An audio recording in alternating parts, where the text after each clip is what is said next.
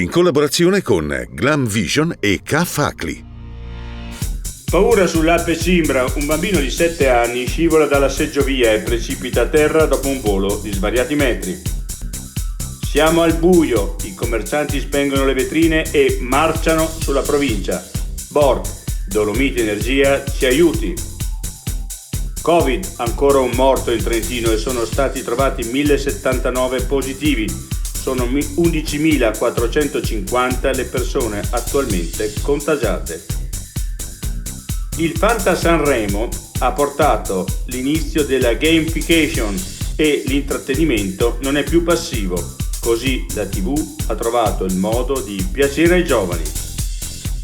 Olimpiadi Pechino, Mosaner Constantini, d'oro e scoppia la festa, successo stratosferico che hanno stravolto ogni statistica con il 100% di vittorie.